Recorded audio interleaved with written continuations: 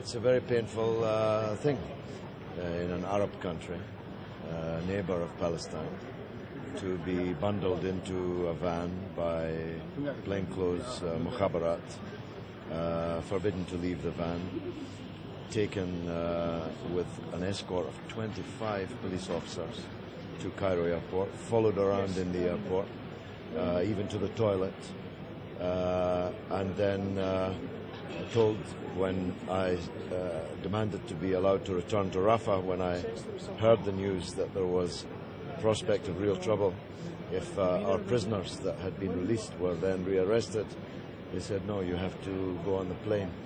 And they forced us into the departure area. And then the final step before getting on the airplane, a man stepped forward and said, I am a representative of the Foreign Affairs Ministry of Egypt. You are declared persona non grata. You must leave the country right now and you will not be permitted to return. He declined to give me his name, perhaps embarrassed to give me his name, and rather embarrassingly for them, they didn't have it in writing, which is the diplomatic norm. But then it is a dictatorship that finds it very difficult to make the buses run on time. He said that they hadn't had time to prepare the declaration in writing.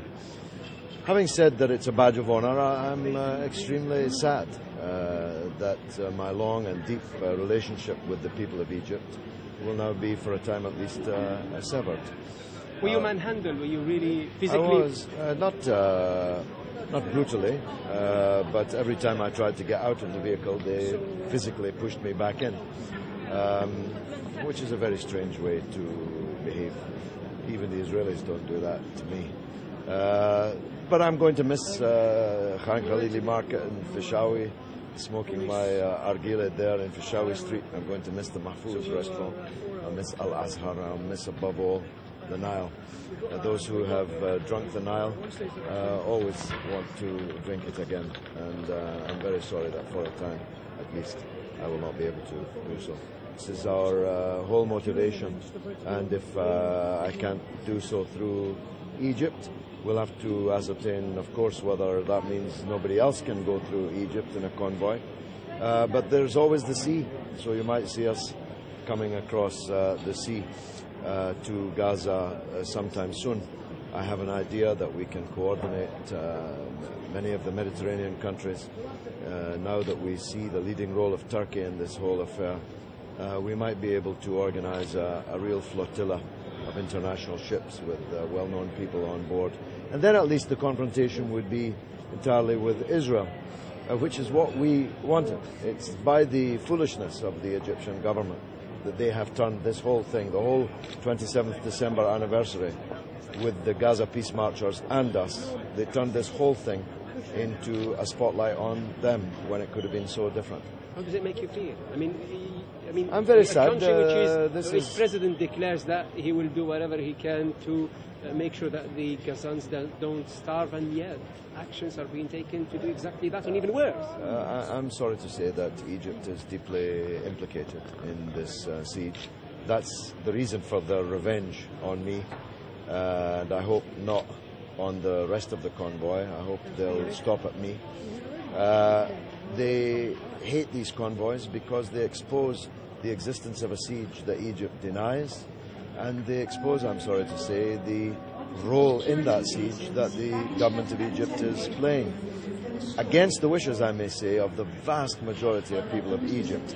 Even while with 25 mukhabara around me today, Egyptian citizens were coming up to me in the airport and apologizing for the actions of their government and expressing their deep sadness when I told them that I was about to be deported. What message do you send to the Egyptians? You say they were expressing their sadness at what happened to you. Well, obviously I hope people will protest against not just this action of deporting me, but of the way that this convoy was treated, the way the Gaza freedom marchers were treated. But I can't go too far because I could never do anything that would hurt Egypt. I could never get involved in calling for boycotts and bans and so on, because this would only hurt the people in Egypt that I love. It wouldn't hurt the regime, who are fat on the dripping roast of American dollars, billions of them. These kind of boycotts and so on would not harm them. So whatever I do and whatever I ask others to do, be sure that nothing will be done by me or asked to be done by me that can in any way hurt the people of Egypt. Will you raise the issue in the House of Commons when you go? Oh, I'm sure. I think Britain's relationship with this dictatorship should be reviewed, because all dictatorships fall and their dungeons are cleared and their victims are released, and then the dictators run away with what they can steal and their torturers hang from the highest trees. And it's always a big mistake for Britain to cling on to dictators that are going to fall. And this fate, if not tomorrow, not the next day, then one day, will befall the Mubarak dictatorship in Egypt. I'm perfectly certain about that. No sooner had I been bundled into the van than Nile News reported that our prisoners, who had been released as part of an agreement negotiated by senior Turkish parliamentarians, were actually now going to be rearrested when they come out of Gaza, in clear breach of an agreement that was made between the two sides. So that's when I demanded the police allow me to take a taxi back to Rafah, and that's when they told me that I'm afraid I was going nowhere but the airport. So I'm in touch every 2 or 3 minutes with the convoy, literally every 2 or 3 minutes, and they're in the process of crossing now.